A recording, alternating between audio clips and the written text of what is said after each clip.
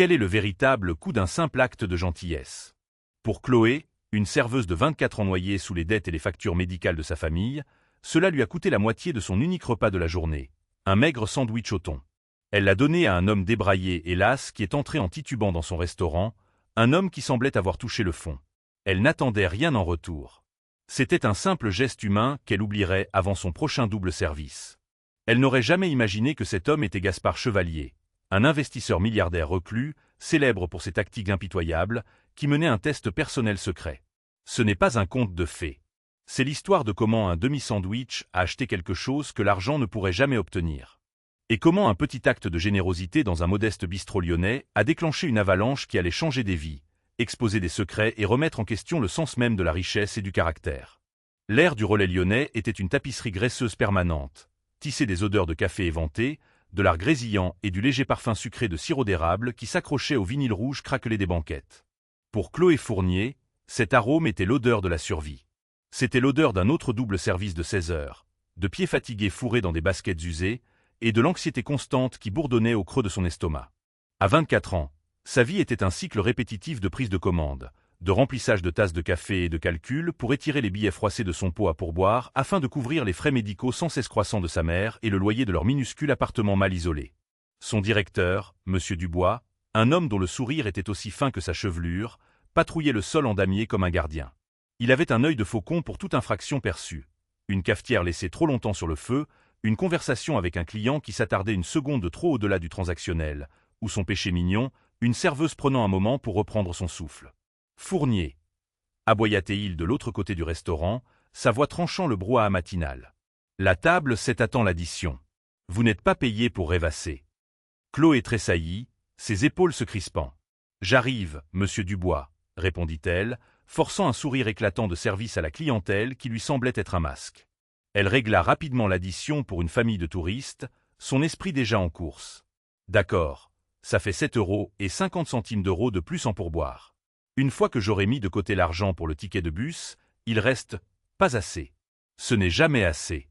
Sa mère, Marie, avait été diagnostiquée avec une maladie auto-immune rare il y a 6 mois. L'assurance de son ancien emploi avait expiré, et le salaire de Chloé au restaurant était un seul seau qui fuyait essayant d'attraper une cascade de dettes. Chaque jour était une marche sur la corde raide au-dessus d'un gouffre de ruines financières. La pression était immense, un poids physique qui faisait plus mal à ses os que les longues heures passées debout. Son jeune frère, Benoît, était un garçon brillant à qui on avait offert une bourse pour l'université de Lyon. Mais même avec la bourse, les frais restants pour les livres et le logement étaient une montagne qu'elle ne savait pas comment gravir pour lui. Son rêve semblait aussi lointain que le sien, une fantaisie coûteuse dans un monde régi par des nécessités brutales. C'était un peu après 14 heures, la brève accalmie entre le coup de feu chaotique du déjeuner et les premiers clients du dîner. Chloé eut enfin un moment pour elle. Elle se glissa dans la dernière banquette au fond, celle près des portes embuées de la cuisine, et déballa son déjeuner.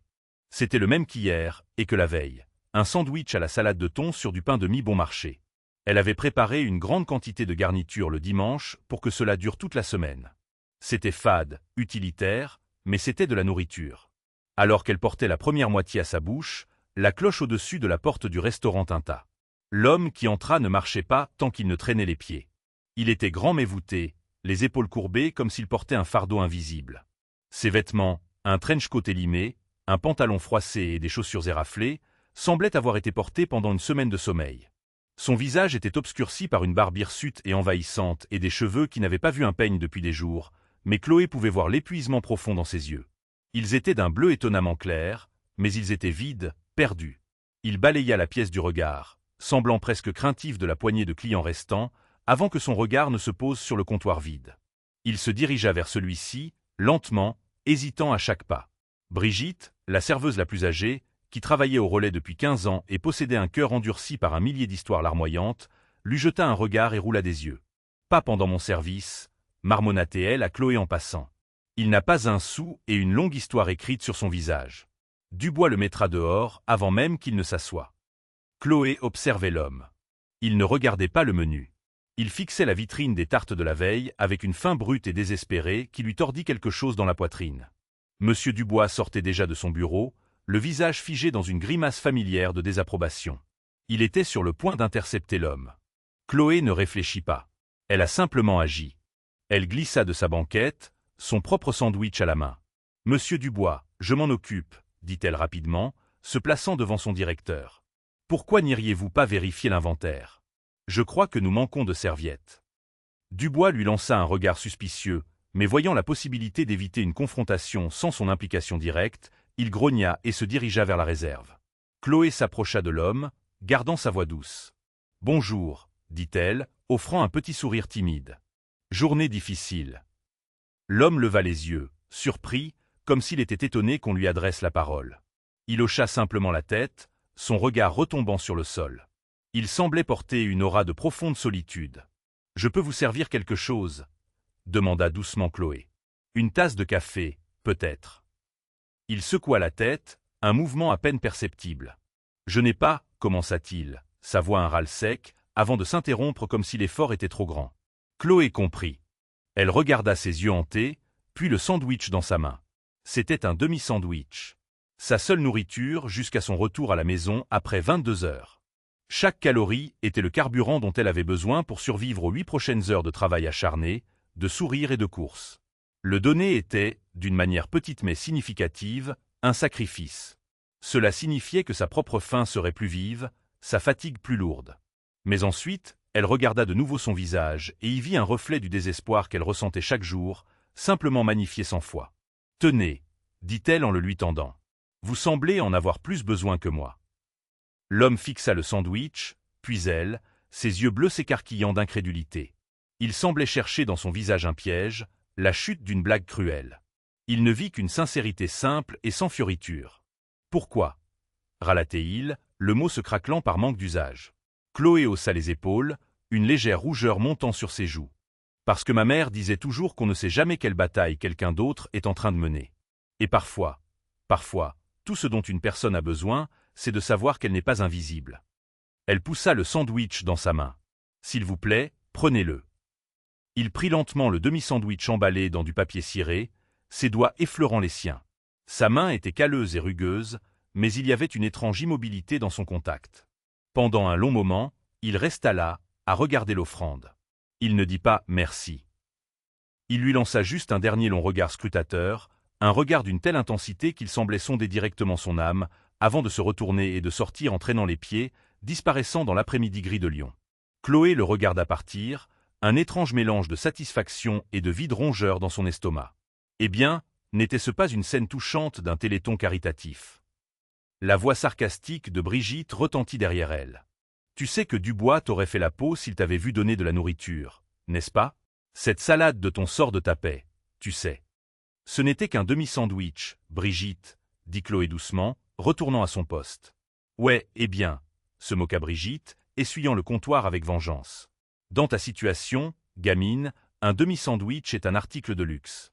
J'espère que tu as apprécié ton petit acte de charité. Ça ne paiera pas les factures d'hôpital de ta mère. » Les mots de Brigitte piquaient parce qu'ils étaient vrais. Alors que Chloé retournait au travail, les crampes de la faim commencèrent, vives et insistantes. Elle essaya de les ignorer, se concentrant sur le rythme du travail. Prendre la commande. Verser le café. Débarrasser les assiettes. Mais une graine de doute avait été plantée. Était-ce un geste insensé et sentimental? Elle avait ses propres batailles à mener, sa propre famille à sauver. Pour le reste de son service, alors qu'elle souriait aux clients et plaisantait avec les habitués comme le vieux monsieur Martin, elle ne pouvait se défaire de l'image des yeux vides de l'homme, ni du sentiment troublant que son petit acte simple avait mis en mouvement quelque chose de beaucoup plus grand. Les jours qui suivirent la rencontre avec l'étranger se fondirent les uns dans les autres, chacun étant une copie presque identique du précédent. Chloé travaillait, s'inquiétait et dormait dans une boucle répétitive et épuisante. Le souvenir de l'homme et de ses yeux vides s'estompa, lissé par les pressions plus immédiates de sa vie. L'hôpital appela avec une nouvelle facture mise à jour pour le dernier traitement de sa mère, le montant si élevé qu'il donna le vertige à Chloé. Benoît appela de son travail à temps partiel à la bibliothèque, la voix tendue en mentionnant la date limite approchant à grands pas pour payer la compte de son logement étudiant. Le poids sur les épaules de Chloé s'alourdissait à chaque heure qui passait. Les mots cyniques de Brigitte résonnaient dans son esprit pendant les moments les plus affamés de ses services. Un demi-sandwich est un article de luxe. Chloé commença à rationner sa nourriture encore plus strictement, sa propre faim, une douleur sourde et constante qui lui rappelait sa situation précaire. Elle commença à regretter son acte de charité impulsif, non pas parce qu'elle souhaitait du mal à l'homme, mais parce que ses propres besoins étaient si écrasantes. Elle avait l'impression d'avoir donné l'une des rares planches qui lui maintenaient la tête hors de l'eau. Monsieur Dubois, lui aussi, semblait avoir une vigueur renouvelée pour la tourmenter. « Fournier, vous avez manqué une tâche sur la table 4, claquait-il. Fournier, ce client a un verre d'eau vide depuis 45 secondes. Il semblait prendre un plaisir pervers dans sa fatigue, comme si son épuisement était une victoire personnelle pour lui. Un jeudi particulièrement exténuant, environ une semaine après l'incident du sandwich, Chloé débarrassait la banquette du fond où elle s'était assise ce jour-là. Alors qu'elle rassemblait les salières, les poivrières et le distributeur de sirop collant, ses doigts effleurèrent quelque chose de froid et de métallique, logé profondément dans la fissure du siège en vinyle. Curieuse, elle le délogea. Ce n'était pas une pièce de 50 centimes ou d'1 euro. C'était une pièce de monnaie, mais différente de toutes celles qu'elle avait jamais vues. Elle était lourde, faite d'un métal sombre, presque noir, avec un éclat lustré. Elle était légèrement plus grande qu'une pièce de 2 euros. D'un côté, il y avait une gravure détaillée d'un arbre solitaire sans feuilles sur une colline, ses branches s'étendant comme des doigts squelettiques vers le ciel. Il n'y avait ni mots, ni chiffres, ni date. De l'autre côté se trouvait une seule lettre assez finement conçue, avec un casque de chevalier intégré dans le haut de la lettre. La facture était extraordinaire. Elle semblait ancienne et importante. Chloé la tourna et la retourna dans sa paume. Elle ne pouvait pas provenir des touristes ou de la famille qu'elle avait servie depuis. La banquette avait été nettoyée des dizaines de fois. Cela devait être lui, l'étrange homme silencieux. Elle la glissa dans la poche avant de son tablier, son cœur battant un peu plus vite. Ce n'était pas de l'argent, mais c'était quelque chose. Une énigme. Que était-ce? Une sorte de jeton, un porte-bonheur? Pendant le reste de son service, elle continua à la toucher à travers le tissu fin de son tablier. Le poids froid et lourd, un lien tangible avec l'étrange rencontre. Ce soir-là, alors qu'elle faisait sa caisse, Monsieur Dubois la coinça près du comptoir. « Fournier, commença-t-il, son ton huileux. Nous devons parler de votre performance. » L'estomac de Chloé se noua. « Y a-t-il un problème, monsieur? » « Votre rythme a ralenti, dit-il, consultant un presse-papier avec un air suffisant. Et Brigitte a mentionné que vous donniez la propriété du restaurant à des vagabonds la semaine dernière. » Le visage de Chloé s'empourpra. Bien sûr, Brigitte lui avait dit. C'était la moitié de mon propre sandwich, monsieur Dubois. Il n'appartenait pas au restaurant. C'est une question d'image, Fournier, siffla-t-il en se rapprochant. Nous sommes un établissement respectable, pas une soupe populaire. Nous ne pouvons pas vous laisser encourager ce genre de clientèle. C'est mauvais pour les affaires. Il marqua une pause pour les faits. Je réduis vos heures. À partir de la semaine prochaine, vous êtes retiré de la rotation du week-end. Les mots la frappèrent comme un coup physique. Les week-ends étaient les moments où elle gagnait la majeure partie de ses pourboires. Sans eux, elle ne pourrait même pas couvrir le loyer, sans parler des factures médicales ou de l'acompte de Benoît. Monsieur Dubois, s'il vous plaît, supplia-t-elle, la voix tremblante. Je ne peux pas. J'ai besoin de ces heures. Ma mère est malade. Ce n'est pas mon problème, dit-il froidement en se détournant. Soyez plus professionnel. Peut-être que vous les regagnerez. Chloé rentra chez elle dans un état second, des larmes de frustration et d'impuissance brouillant les lumières de la ville. Les moqueries de Brigitte, la cruauté de son directeur, la montagne de dettes toujours présente. Tout semblait finalement s'effondrer sur elle. L'acte de gentillesse qui avait semblé si juste sur le moment paraissait maintenant le comble de la folie, le déclencheur de ce dernier désastre. Elle entra dans le petit appartement qu'elle partageait avec sa mère. Marie dormait dans sa chambre, sa respiration faible. Chloé regarda la pile de factures sur le comptoir de la cuisine, un monstre de papier blanc qui grandissait chaque jour. Vaincue, elle s'effondra sur le canapé grumeleux et sortit l'étrange pièce de sa poche. Elle fixa l'arbre sans feuilles et le casque de chevalier. C'était un objet bizarre, inutile, un souvenir d'une erreur. Elle pensa à l'homme. Pourquoi laisser ça? Était-ce une blague, une babiole qu'il avait trouvée? Elle sentit une vague de colère monter en elle, contre lui, contre sa propre naïveté, contre le monde qui récompensait la cruauté et punissait un simple acte de compassion. Poussée par un mélange de désespoir et de curiosité, elle alla sur son ordinateur portable. Que pouvait-elle bien chercher? Pièce noire lourde avec arbre et casque de chevalier. Pièce lettre C. Cela semblait absurde. Elle commença à taper. Elle essaya diverses combinaisons, parcourant des pages de forums de collectionneurs de pièces et de souvenirs de jeux de fantaisie. Rien ne correspondait. C'était inutile. Elle était sur le point d'abandonner quand elle tenta une approche différente. Elle chercha logo casque de chevalier C. Les résultats de la recherche concernaient principalement des équipes sportives et des foires médiévales. Mais ensuite, enfoui sur la deuxième page, se trouvait un lien vers un article de journal économique datant de 5 ans. Le titre disait « Le chevalier énigmatique, Gaspard Chevalier et l'ascension des entreprises chevaliers ». Son doigt trembla en cliquant sur le lien. L'article était une analyse approfondie d'une figure notoirement privée, presque mythique, du monde de la haute finance. Gaspard Chevalier, un homme qui avait bâti un empire d'investissement de plusieurs milliards de dollars à partir de rien. Il était connu pour ses méthodes peu orthodoxes, sa capacité étrange à voir de la valeur là où personne d'autre ne le pouvait, et son refus absolu de s'engager avec les médias. L'article mentionnait le logo de son entreprise, un symbole qu'il avait conçu lui-même, décrit comme une lettre s'est stylisée intégrée à un casque de chevalier. Le souffle de Chloé se coupa dans sa gorge. Elle chercha frénétiquement des images de Gaspard Chevalier.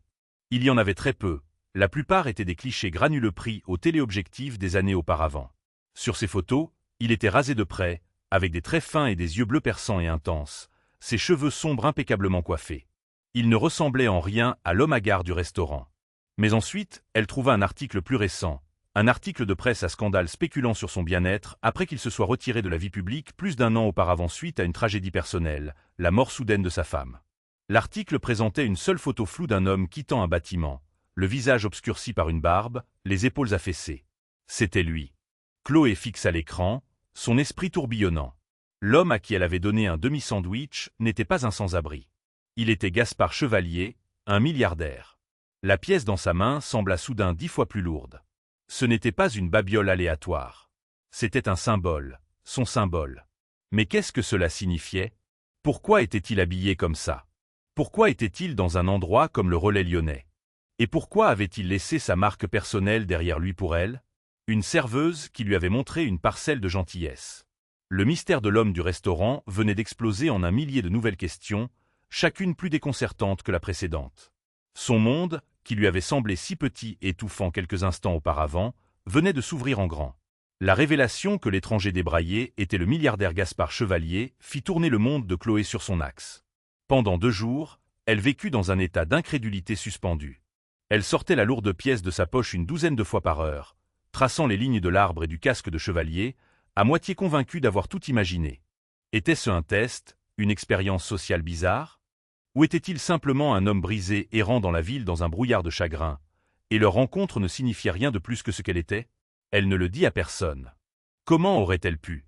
Le dire à sa meilleure amie Olivia aurait sonné comme un fantasme délirant. Le dire à Brigitte lui aurait valu des railleries sans fin, et la pensée que M. Dubois-Laprenne était mortifiante. Alors elle garda le secret enfermé, un courant électrique bourdonnant sous la surface de sa corvée quotidienne. Ses heures réduites au restaurant commencèrent, et l'impact financier fut immédiat et dévastateur. Les services du week-end, qui avaient été sa bouée de sauvetage, avaient disparu.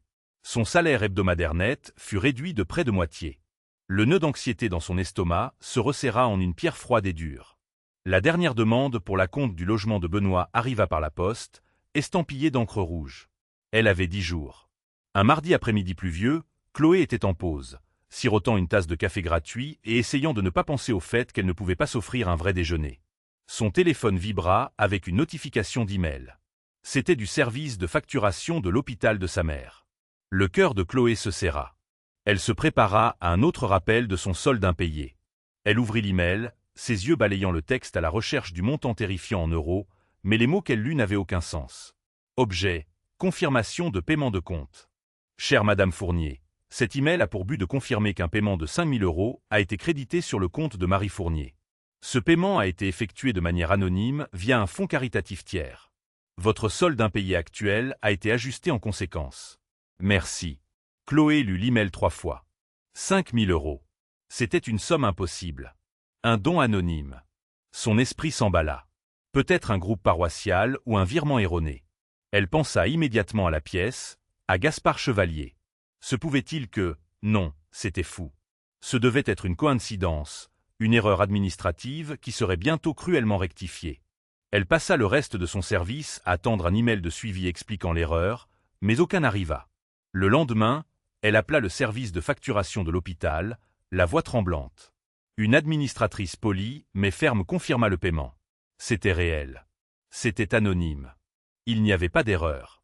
En raccrochant le téléphone, Chloé sentit une vague de soulagement si puissante qu'elle faillit lui faire plier les genoux.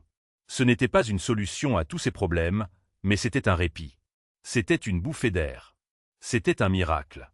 Pourtant, elle ne pouvait se défaire du sentiment que c'était lié à lui. Le timing était trop parfait. Mais la pensée était si extravagante qu'elle la repoussa. Les riches ne se promenaient pas en payant secrètement les factures d'hôpital des serveuses qu'ils rencontraient une fois. Quelques jours plus tard, une autre chose étrange se produisit.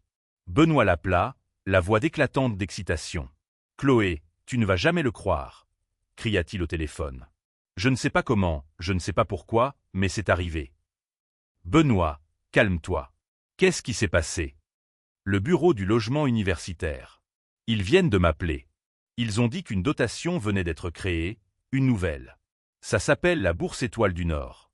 C'est spécifiquement pour les étudiants de mon programme ayant des besoins financiers avérés. Et ils me l'ont attribué.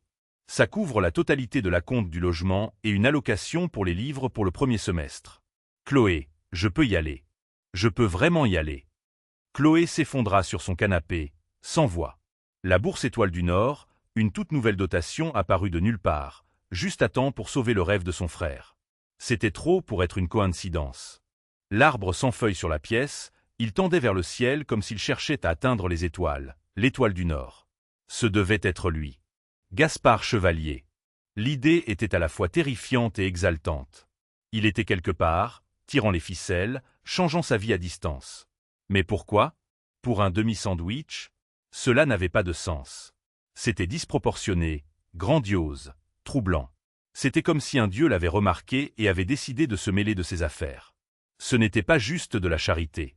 C'était une démonstration de pouvoir. Il lui montrait de quoi il était capable. Cette prise de conscience n'apporta pas une joie pure. Au lieu de cela, elle amena un mélange complexe de gratitude et de peur. Elle était observée. Sa vie, ses luttes étaient devenues un projet pour un milliardaire reclus. N'était-elle qu'une curiosité pour lui, un moyen d'apaiser son propre chagrin ou son ennui? L'anonymat de ses actions était un bouclier pour lui, mais elle se sentait exposée et impuissante. Les ondes de son influence continuèrent. Le médecin de sa mère appela, mentionnant qu'un spécialiste de l'hôpital de la Croix-Rousse, un médecin qu'elle n'aurait jamais pu se payer, avait examiné le cas de Marie et suggéré un nouveau traitement expérimental non encore couvert par la plupart des mutuelles.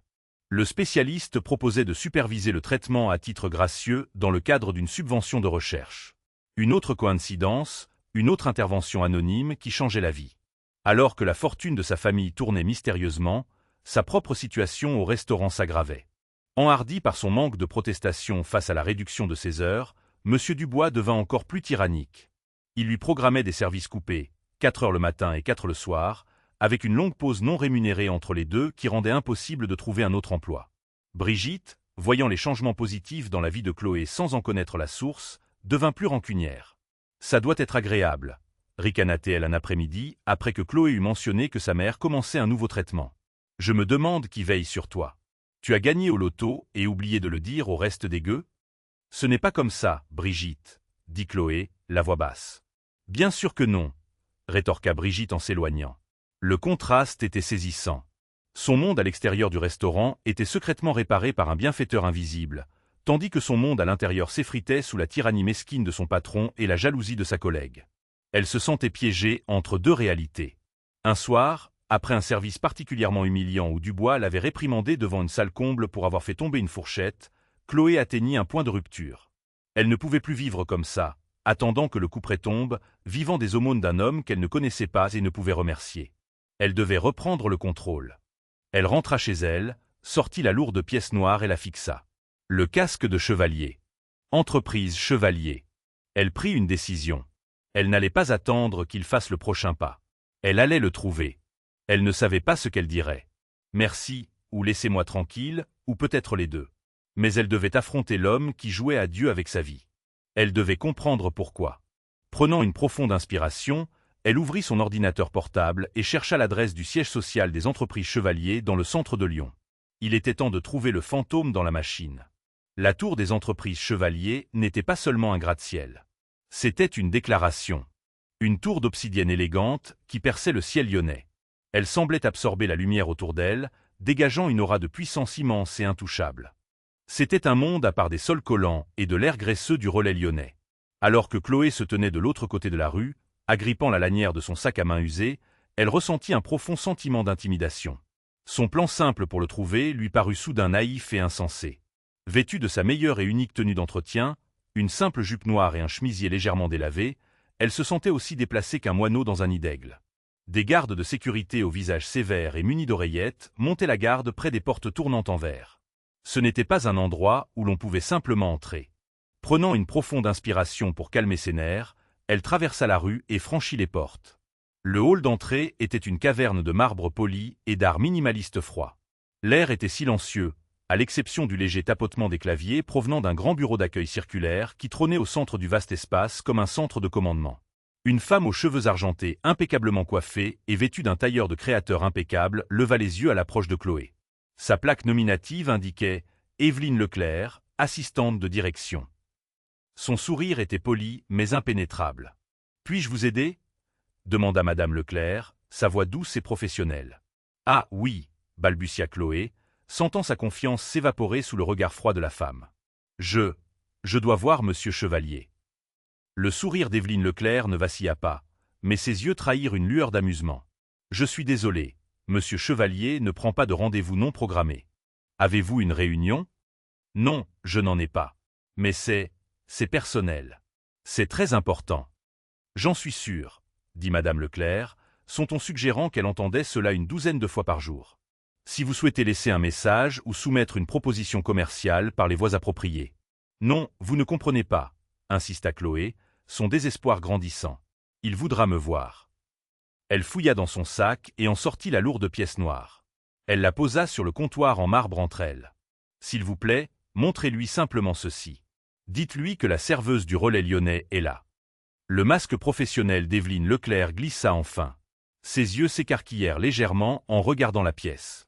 Elle la fixa pendant un long moment, son sang-froid momentanément fracturé.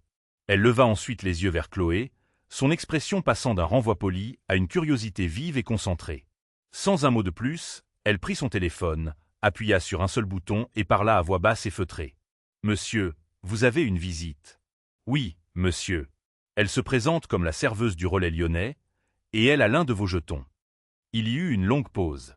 Chloé pouvait entendre le faible son étouffé d'une voix d'homme à l'autre bout du fil. Éveline Leclerc écouta attentivement, les yeux fixés sur Chloé. « Oui, monsieur, » dit-elle finalement. « Je la fais monter immédiatement. » Elle raccrocha le téléphone et se leva. « Suivez-moi, s'il vous plaît, mademoiselle Fournier. » Le fait qu'elle connaisse son nom provoqua une nouvelle secousse en Chloé. Il ne s'était pas contenté de surveiller ses finances. Il l'avait surveillée, elle. L'ascenseur privé dans lequel elles entrèrent était silencieux et rapide, montant avec une vitesse qui lui serra l'estomac. Il ne s'ouvrit pas sur un couloir, mais directement sur un immense bureau d'angle qui semblait flotter au-dessus de la ville. 3 murs étaient des baies vitrées du sol au plafond, offrant une vue panoramique à couper le souffle sur Lyon et le confluent du Rhône et de la Saône. L'espace était sobrement meublé avec un immense bureau en chêne, quelques fauteuils en cuir et des étagères remplies de livres, pas de trophées. Et debout près de la fenêtre, le dos tourné. Vers elle, se tenait un homme. Il était grand et portait un costume gris parfaitement taillé. Lorsqu'il se retourna, le souffle de Chloé se coupa. C'était lui. Les traits fins, les cheveux sombres maintenant soigneusement coupés, la mâchoire rasée de près. Mais les yeux étaient les mêmes. Le même bleu étonnamment clair, mais ils n'étaient plus vides et perdus. Ils étaient vifs, intelligents et intensément concentrés sur elle. C'était Gaspard Chevalier, non pas déguisé, mais dans sa pleine et formidable puissance. « Madame Leclerc, merci. Ce sera tout, » dit-il, sa voix un baryton calme et profond qui tenait une autorité indubitable. Éveline Leclerc fit un léger signe de tête et sortit, les portes de l'ascenseur se fermant avec un doux sifflement, laissant Chloé seule avec le milliardaire. « Mademoiselle Fournier, » dit Gaspard Chevalier, son regard inflexible. « Chloé, je dois admettre que je ne m'attendais pas à ce que vous me cherchiez. »« Vous m'avez aidé, » dit Chloé, les mots sortant comme une accusation tremblante. « La facture de l'hôpital, la bourse de mon frère, le médecin de ma mère. »« C'est exact, » admit-il sans s'excuser. « J'ai fait quelques recherches. »« Pourquoi ?» demanda-t-elle, la question qui la tourmentait depuis des semaines. « Pourquoi moi ? Parce que je vous ai donné un demi-sandwich. » Il marcha lentement de la fenêtre vers son bureau, mais ne s'assit pas derrière. Au lieu de cela, il s'appuya contre le bord, créant un sentiment d'intimité qui contrastait avec la grandeur de la pièce. Ce sandwich, commença-t-il, sa voix s'adoucissant légèrement, était plus qu'un sandwich. Savez-vous où j'en étais dans ma vie quand je suis entré dans votre restaurant, Chloé? Chloé secoua la tête, hypnotisée par son intensité. Ma femme, Catherine, est décédée il y a 1 an, dit-il, sa voix empreinte d'un chagrin profond et non guéri. Elle était l'étoile polaire de ma vie, la seule personne qui voyait Gaspard, pas Gaspard Chevalier. Après son départ, le monde est devenu du bruit, des contrats, des chiffres, des attentes. Vide. J'ai perdu mes repères. Alors, j'ai tout quitté. Je voulais voir s'il restait quelque chose d'authentique dans le monde, ou si tout n'était que transaction. Il fit un geste vers le bureau opulent. C'est une forteresse. Les gens m'approchent parce qu'ils veulent quelque chose. De l'argent, du pouvoir, un accès. Leur gentillesse est un investissement. Pendant des mois, j'ai erré dans la ville. Je me suis rendu invisible. Je voulais voir les gens tels qu'ils sont vraiment. Et jour après jour, je n'ai vu que de l'indifférence. Des gens qui détournaient les yeux, qui me contournaient, me traitant comme moins qu'humain. Il la regarda directement, et Chloé sentit ce même regard qui sonde l'âme dont elle se souvenait du restaurant. Et puis je suis entré au Relais Lyonnais. Je n'avais pas d'argent.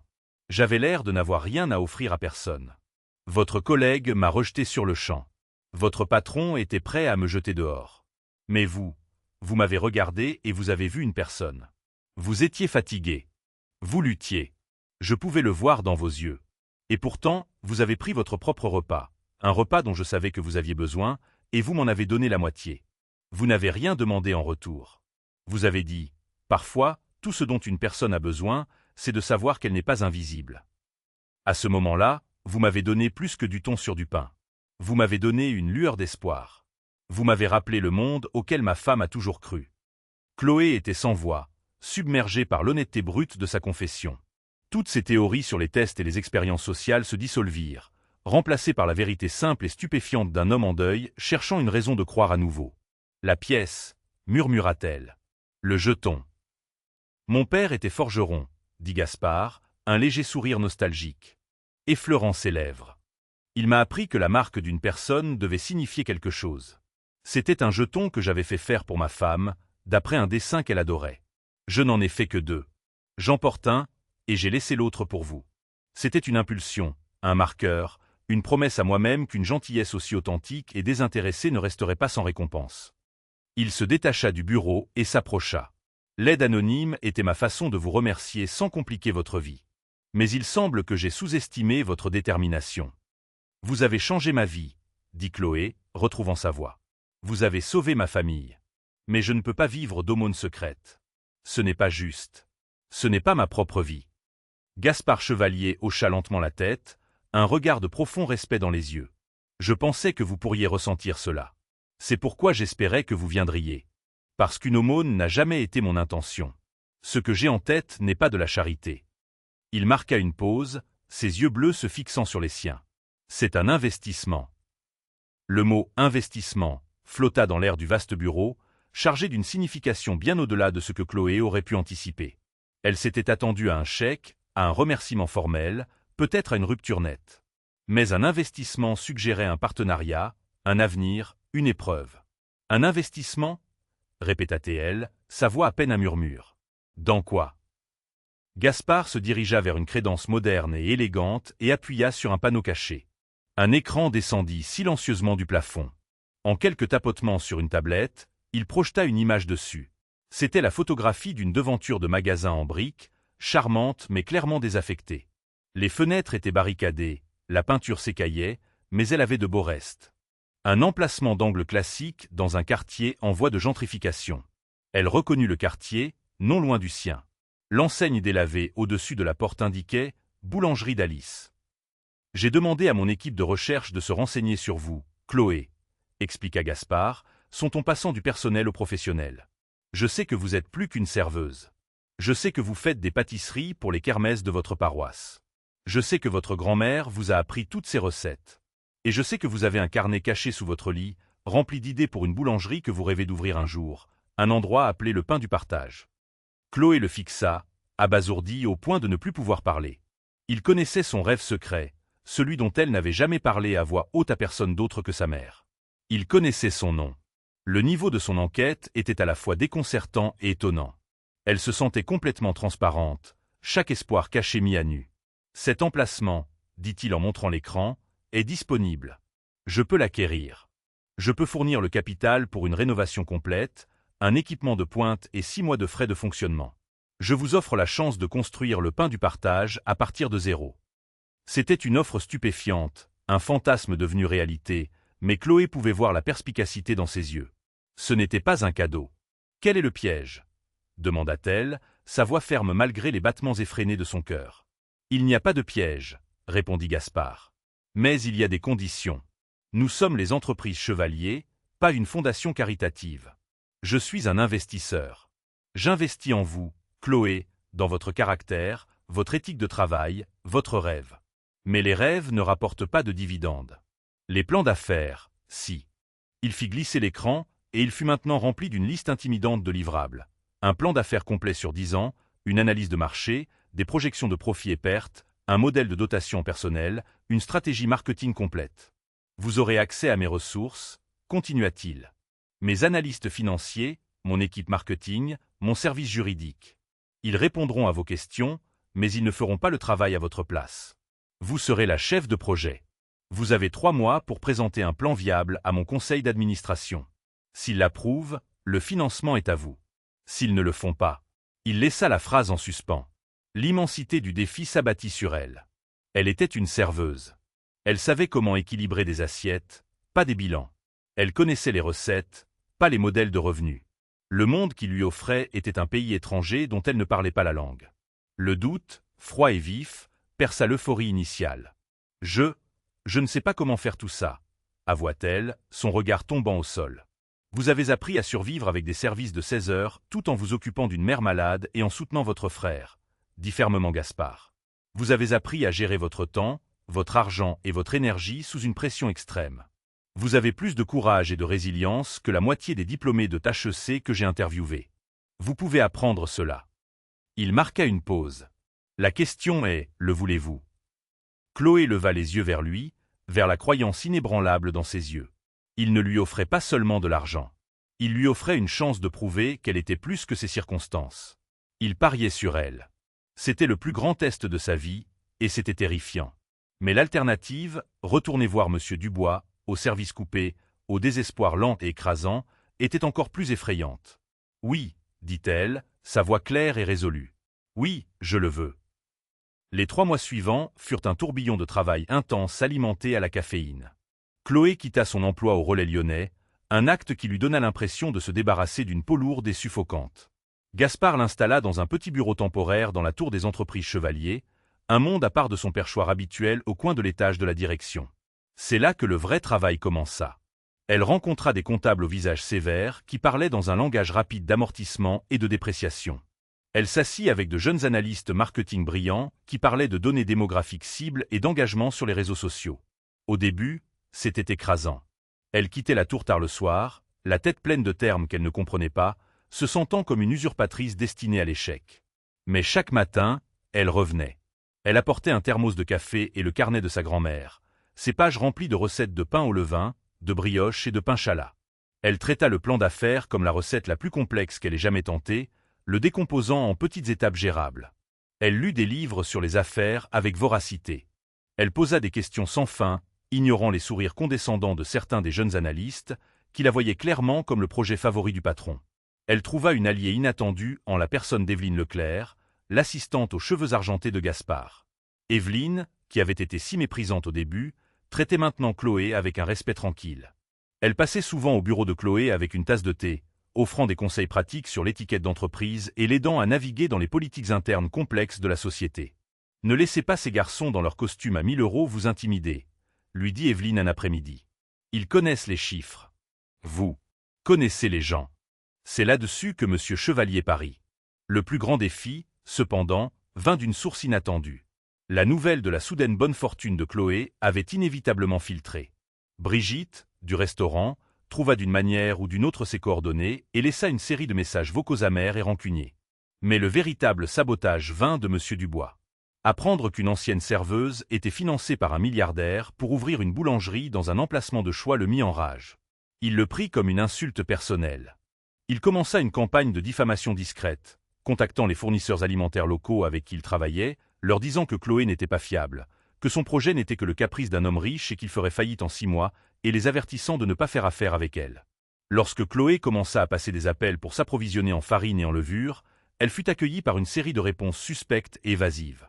Il lui fallut une semaine pour remonter à la source du poison. Au lieu de se mettre en colère, Chloé fut intelligente. Elle utilisa les compétences en études de marché qu'elle était en train d'acquérir.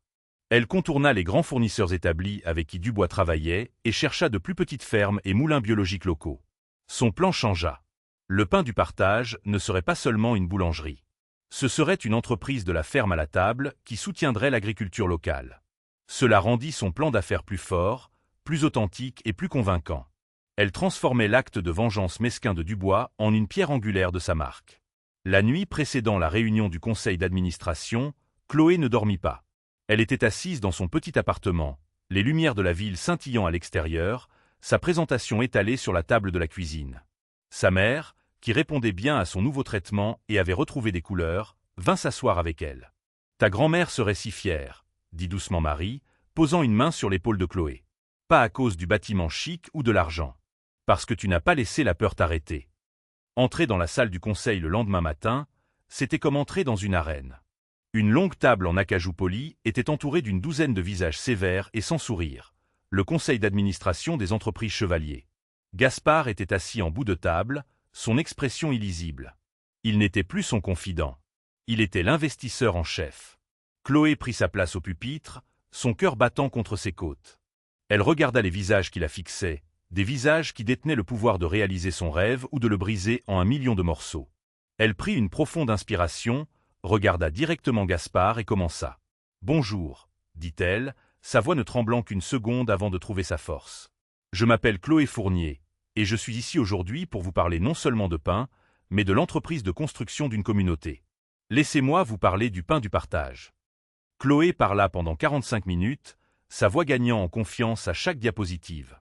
Elle ne présenta pas seulement des chiffres et des projections. Elle raconta une histoire.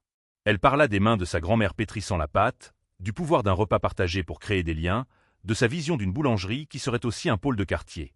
Elle détailla sa chaîne d'approvisionnement innovante et locale, transformant la tentative de sabotage de M. Dubois en un avantage stratégique. Elle présenta un programme de « dons au suivant » où, pour 10 pains vendus, un serait donné à un refuge local, un écho direct de la gentillesse qu'on lui avait l'autre fois montrée. Elle ne présentait pas seulement une entreprise. Elle présentait une philosophie.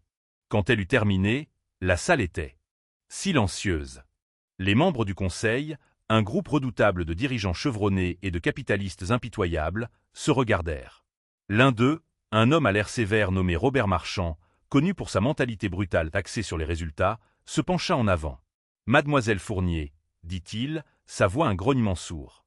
Tout cela est très touchant. Mais nous sommes dans une salle de conseil, pas à une collecte de fonds.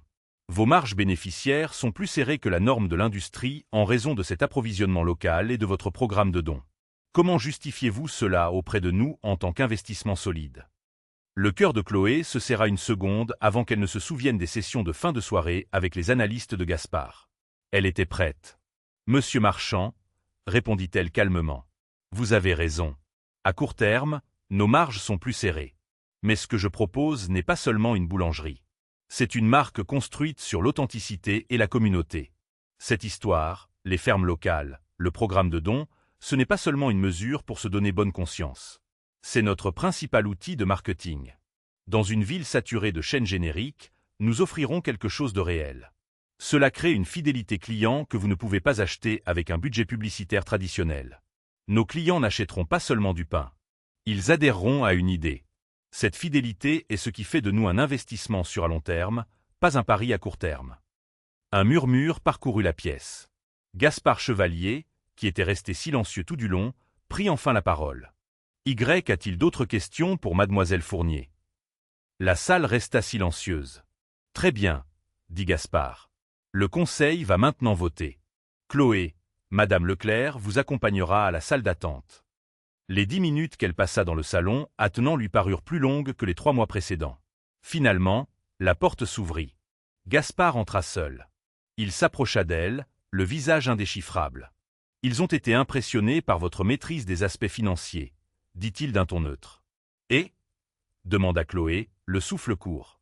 Un lent sourire se dessina sur le visage de Gaspard. Le vote a été unanime. Bienvenue à la tête du pain du partage, Chloé. Des larmes de joie et de soulagement coulèrent sur le visage de Chloé. C'était réel. Tout avait été réel.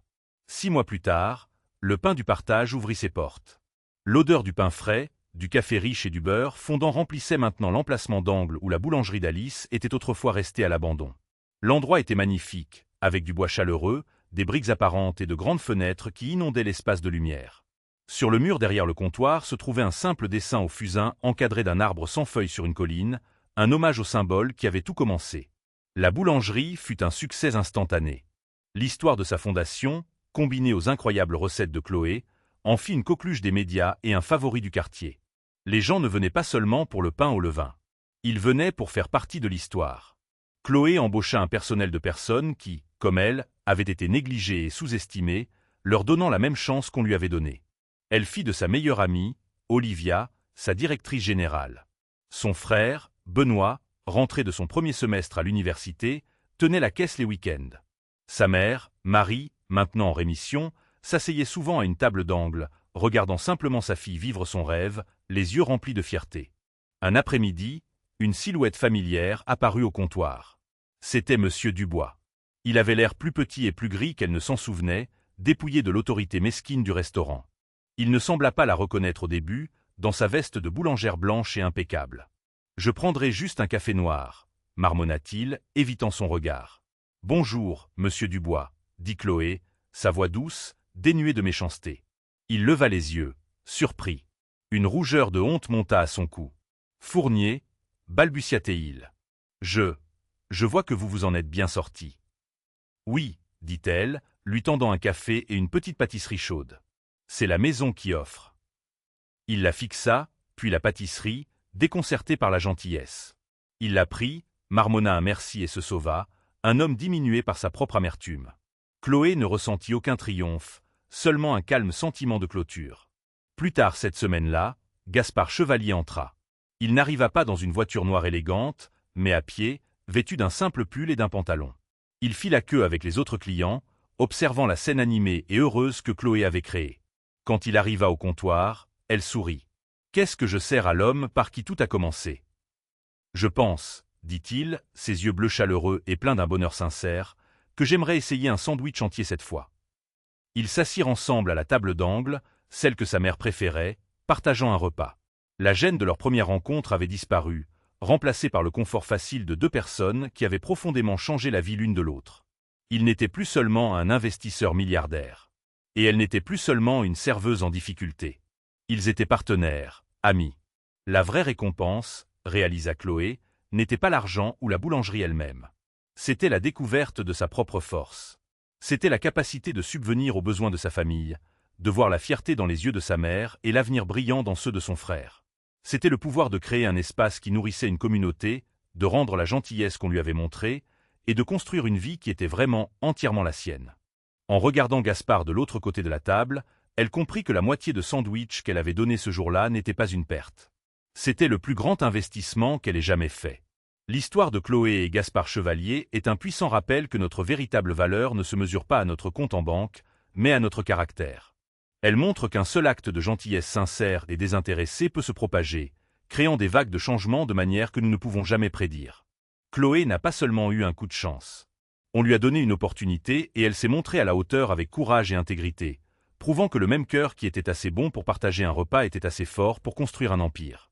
Son histoire nous met au défi de voir l'humanité en chaque personne que nous rencontrons et de ne jamais sous-estimer l'impact profond de nos propres petits gestes. Si cette histoire vous a inspiré, merci de donner un pouce bleu à cette vidéo et de la partager avec quelqu'un qui a besoin d'un rappel que l'espoir et la gentillesse peuvent être trouvés dans les endroits les plus inattendus. N'oubliez pas de vous abonner et d'activer la cloche de notification pour ne pas manquer notre prochaine histoire sur les choses incroyables qui se produisent lorsque des gens ordinaires choisissent de faire des choses extraordinaires.